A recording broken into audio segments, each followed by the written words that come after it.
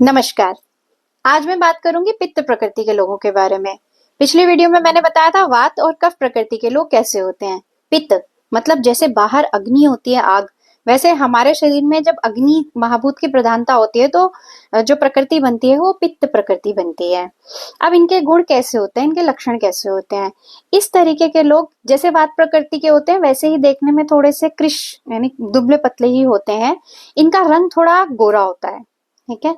और इनको ज्यादातर स्किन प्रॉब्लम्स रहती हैं, मतलब जैसे ही गर्मी का मौसम आएगा इनके चेहरे पे पिंपल्स, एक्ने या स्किन रैशेज और एलर्जिक स्किन प्रॉब्लम्स ये ज्यादा देखने को मिलती हैं।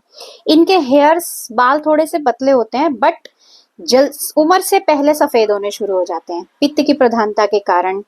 ऐसे लोग बहुत ज्यादा इंटेलिजेंट होते हैं, मतलब मेधावी होते हैं।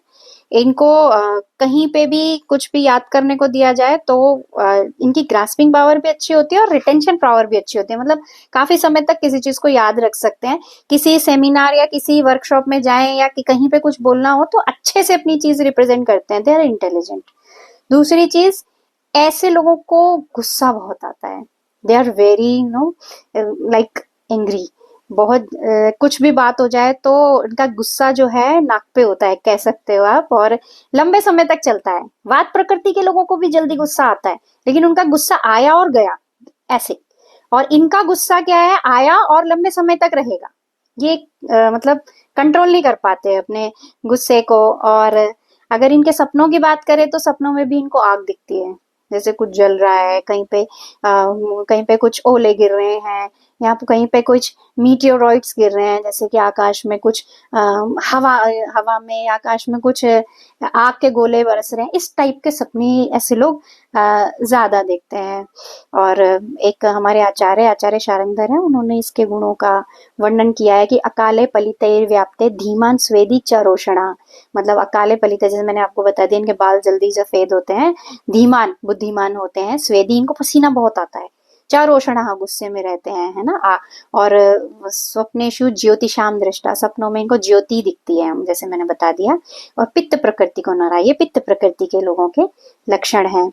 अब हम बात करेंगे, अब मैंने जैसे पहले बताया था आपको कि अकेले सिंगल प्रकृतियां मिलनी बड़ी मुश्किल होती हैं, वात पित्त कफ, तो यूजुअली द्वंद्व प्रकृतियां मिलती हैं। तो पित्त प्रकृति के लोगों के लक्षण अगर वात के जल लक्षणों के साथ होते हैं तो वात पित्त प्रकृति बनती है।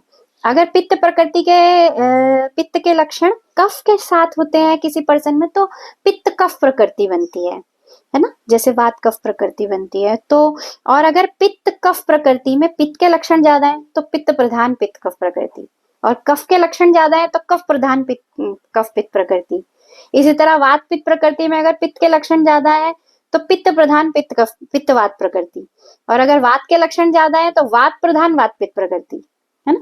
तो उसके हिसाब से हम देखते हैं कि किस महाभूत की, किस दोष की प्रधानता है किसी के शरीर में, उसी हिसाब से उसके जो है वो लक्षण होते हैं। तो मैंने बहुत शॉर्ट में लक्षण बताया है, बहुत डिटेल में भी इसका वर्णन हमारी आयुर्वेद की संहिताओं में दिया गया है।